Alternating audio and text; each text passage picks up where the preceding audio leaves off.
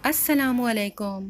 आज मैं आपके साथ जो रेसिपीज़ शेयर कर रही हूँ वो रमज़ान में तकरीबन हर घर में इस्तेमाल की जाती हैं।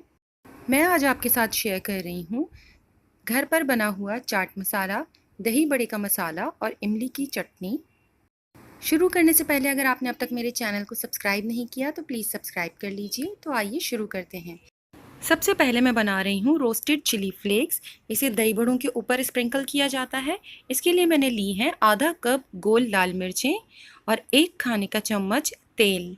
सबसे पहले पैन में आप तेल डालकर गरम कीजिए और इसके अंदर बटन रेड चिलीज़ या गोल सूखी लाल मिर्चें शामिल करें और इसे हल्की आंच के ऊपर मुस्तकिल चम्मच चलाते हुए इतनी देर तक रोस्ट कीजिए जब तक कि इसका कलर चेंज हो जाए। फ्लेम को हल्का ही रखिएगा वरना ये बहुत जल्दी ब्लैक हो जाती हैं।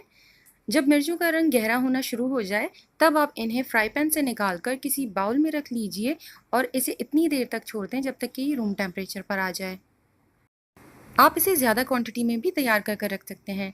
जब मिर्ची ठंडी हो गई तब मैंने इन्हें फूड प्रोसेसर में दरदरा सा पीस लिया। इसे बिल्कुल फाइन पाउडर में नहीं पीसना है।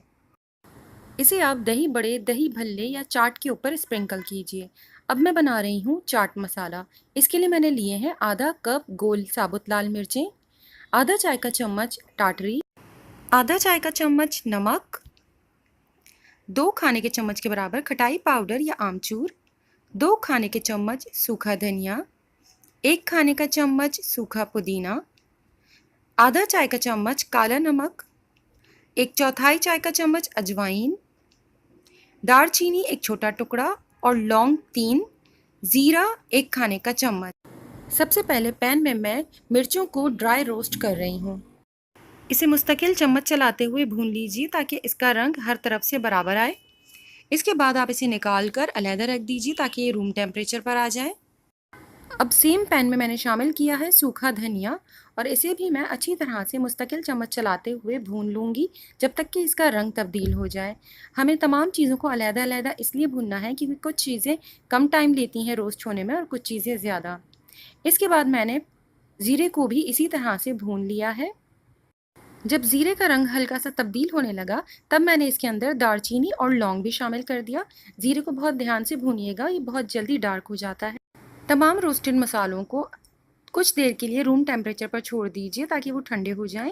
इसके बाद आप फूड प्रोसेसर के अंदर तमाम मसाले एक एक करके शामिल कर दीजिए जिसमें शामिल है सूखी लाल मिर्चें, सूखा धनिया, ज़ीरा, अजवाइन, गरम मसाला, नमक, काला नमक, सूखा पुदीना। इसके लिए मैंने ताज़ा पुदीने के पत्तों को कपड़े के ऊपर फैलाकर इतनी देर छोड़ दिया जब तक कि वो सूख गए।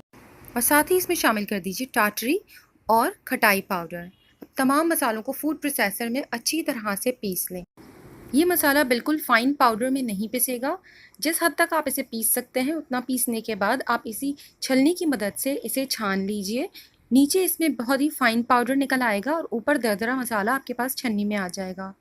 छन्नी में बचे हुए तमाम मसाले को आप एक बार फिर से फूड प्रोसेसर में डालें और दोबारा से पीस लें। दूसरी बार पीसने के बाद एक बार फिर इसे छानना है। जितना भी मसाला बारीक इसमें से निकल सकता है इसे निकाल लीजिए और जब दरदरा मसाला बचे उसे तीसरी और आखिरी मर्तबा फिर से पीस लें और एक बार फिर इसे छान लीजिए। अब आपके पास बाउल में जो छना हुआ बारीक मसाला मौजूद है वो हमारा चाट मसाला है। 3 बार पीसने और छानने के बाद जो मसाला हमारे पास छन्नी में बच गया है वो दही बड़ा मसाला है। बाज़ार में कुछ जगह पर चाट मसाले में हल्का सा येलो कलर होता है। अगर आप उसी तरह का शेड देना चाहें तो इसमें थोड़ा सा येलो फूड कलर ऐड कर सकते हैं। चटपटा और मज़ेदार चाट मसाला साथ में रोस्टेड चिलीज़ और दही बड़ा मसाला बिल्कुल तैयार है। आप इसे ज़रूर ट्राई कीजिएगा। अब मैं बना रही हूँ इमली की खट्टी मीठी चटनी। इसे आप दही बड़े, दही भल्ले या किसी भी किस्म की चाट के साथ सर्व कर सकते हैं। इसके लिए मैंने लिया है इमली 1 पाव और इसके ऊपर मैं थोड़ा सा पानी डाल रही हूँ और इसे हाथों की मदद से हल्का सा रब करूँगी ताकि ऊपर की सरफेस पे अगर इसके ऊपर कुछ डस्ट वगैरह है तो वो निकल जाए।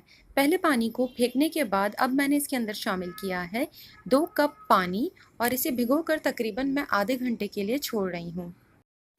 इसके लिए बाकी जिन चीज़ों की ज़रूरत है उसमें शामिल है 1 कप गुड़ की शक्कर या ब्राउन शुगर, 1 चाय का चम्मच सौंठ का पाउडर या अदरक का पाउडर, आधा चाय का चम्मच नमक, 1/4 चाय का चम्मच आप इसमें काला नमक भी इस्तेमाल कर सकते हैं, 1 चाय का चम्मच भुना पिसा ज़ीरा, 1 चाय का चम्मच लाल मिर्च पाउडर। इमली जब भीगकर अच्छी तरह से सॉफ्ट हो गई तब मैंने इसे हाथों से मसलकर इसका पल्प बना लिया है और इसके बीज को अलहदा कर लिया है। आप चाहे तो चटनी तैयार होने के बाद बीज अलहदा कर सकते हैं, मैंने पहले ही अलहदा कर लिया है। और इस स्टेज पर आप अगर इसे छानना चाहते हैं तो छान लीजिए। अब पैन में मैंने इमली का पल्प शामिल कर दिया है और कोशिश की है कि इसमें जो एंड में कचरा है वो शामिल ना हो, क्योंकि मैंने इसे छाना नहीं था। साथ ही मैंने इसमें शामिल कर दी है गुड़ की शक्कर। आप इसमें गुड़ का बड़ा सा एक पीस भी शामिल कर सकते हैं, क्योंकि जब हम इसे कुक करेंगे तो गुड़ ऑलरेडी इसमें मेल्ट हो जाएगी। इसके अलावा आप ब्राउन शुगर या फिर रेगुलर शुगर के साथ भी ये सॉस तैयार कर सकते हैं, बट इसका बेस्ट रिजल्ट गुड़ के साथ आता है। जब गुड़ इसमें मेल्ट हो गई तब मैंने इसके अंदर नमक, भुना पिसा ज़ीरा, सौंठ का पाउडर और लाल मिर्चों का पाउडर शामिल कर दिया है। अगर आप चाहें तो इसमें 1/4 चाय का चम्मच काला नमक भी शामिल कर सकते हैं। तमाम चीज़ों को बहुत अच्छी तरह से मिक्स कर लें ताकि इसके अंदर कोई लंप ना रहे, और इस चटनी को मीडियम फ्लेम के ऊपर कुक करते रहना है। जैसे ही चटनी में बॉयल आया, इस पर ऊपर झाग बनना स्टार्ट हो गई थी। इस झाग को आपको रिमूव नहीं करना है, बस आप चम्मच चलाते रहिए, ये झाग खुद ब खुद इसमें सेटल हो जाएगी। और चटनी को इतनी देर तक कुक करना है जब तक कि इसके अंदर एक ग्लॉस आ जाए और शाइन आ जाए, और ये इतनी थिक हो जाए जितनी कि आप पसंद करते हैं। जब चटनी अच्छी तरह से थिक हो जाए तब आप इसे चूल्हे से हटाकर कुछ देर के लिए छोड़ दीजिए, जब तक कि ये रूम टेम्परेचर पर आ जाए। इसके बाद आप इसे किसी भी एयरटाइट जार या किसी स्क्वीजिंग बॉटल के अंदर फिल कर कर रख सकते हैं। इसे फ्रिज में रखिएगा। आप इसे एक बार में ज़्यादा क्वांटिटी में बनाकर आइस क्यूब्स ट्रे में सेट कर कर फ्रीज़र में किसी जिप लॉक बैग में बंद कर कर भी रख सकते हैं। अगर आपको ये रेसिपीज़ पसंद आएँ तो प्लीज़ लाइक, शेयर और कमेंट कीजिए, और मेरे चैनल को सब्सक्राइब करना मत भूलिएगा। अपना और अपनों का बहुत ख़्याल रखें। अल्लाह हाफ़िज़।